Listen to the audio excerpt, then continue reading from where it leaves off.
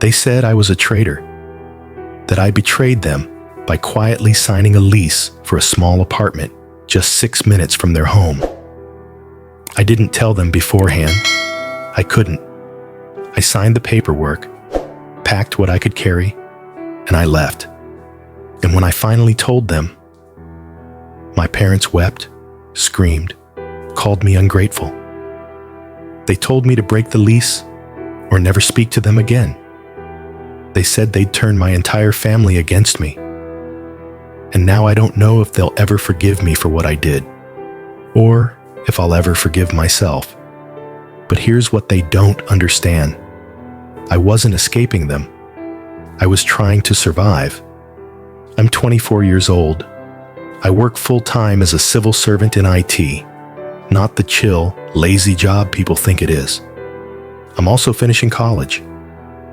And until very recently, I was still living at home with my parents, my sister, and my father sleeping on the floor because there weren't enough beds. Life at home was constant noise, constant surveillance, constant tension. I wasn't allowed to use my computer freely. No calls, no gaming, no screens after 9 p.m. They'd monitor what I was watching, who I was talking to. When they found out I had an American friend online, it became a full-blown crisis. After a terrifying incident involving a stalker, their control only tightened. I was under emotional house arrest. But the worst part? It wasn't just the rules. It was the fact that I had become their emotional anchor, their therapist, their caregiver, especially for my mom. She has a condition where she experiences seizures at night when under extreme stress. When it happens, my dad panics and rocks her helplessly. My sister collapses into tears. But I was the only one who stayed calm, the only one who knew what to do. So yes, they depended on me, but they were also drowning me. I wasn't just tired, I was sick, chronically sick. A few days before I moved out, my doctor gave me the results of a full panel blood test. Every hormone in my body was crashing.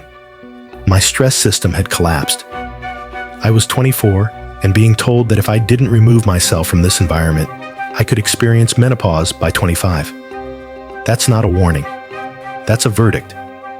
So I moved out, quietly, carefully, 6 minutes away. I chose to be close. I thought it was the best of both worlds, a place of my own, peace for myself, but near enough to help if needed. I thought I was being kind. I thought they'd understand. Instead, it became war. They said I abandoned them, that if I truly cared, I would have asked their permission, that I broke their trust.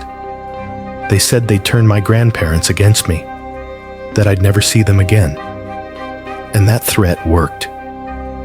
Because in my family, I'm not just the oldest daughter, I'm the oldest cousin, the eldest grandchild. I'm the one they all expect to hold everything together. And culturally, I get it. I'm mixed Latino and Asian. Family means everything. But what happens when that same family starts to destroy you? I tried to explain that my health was failing, that this was necessary, that my doctor agreed, that I was still close by, still willing to help.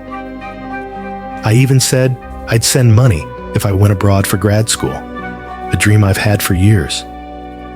I got into a program overseas that covers everything: tuition, housing, even food. A remote internship offer is waiting for me too. But when I asked my mom if she'd give me her blessing to go, she said no.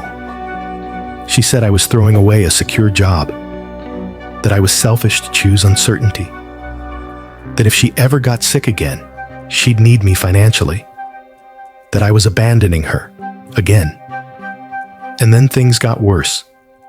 She showed up at my apartment, said she needed to talk, and then she faked a seizure.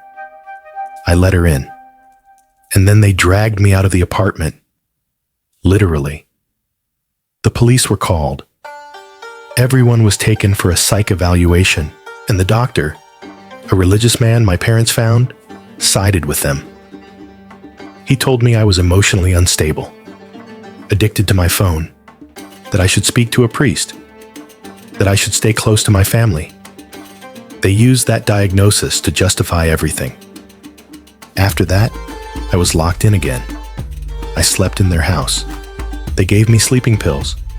They made sure I swallowed. I had to schedule a second psych evaluation, this time with a secular, unbiased professional. She listened.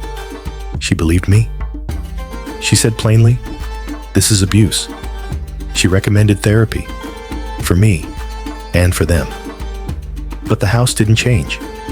They started taking shifts watching me. I woke up one day to find my phone locked out. They'd tried unlocking it too many times. The screen showed the fingerprints of their obsession. I tried talking to my mom again. I gave her options. I begged her to consider that this wasn't sustainable. And after a long conversation, she finally admitted the truth. She will never be okay with me moving out. Never. So now, I'm stuck in a place where love is conditional, where support means surveillance, and where independence is treated as betrayal. And still, I feel guilty because my grandparents aren't sleeping. My grandma's health is worsening. My grandpa looks heartbroken. They're collateral in a war I never wanted. My sister cries. She says I've made everything worse. Every aunt, every uncle, every cousin, they all think I'm the bad one. And part of me, the part they raised, believes it. But another part of me is waking up. That part of me knows that love without boundaries isn't love. It's possession.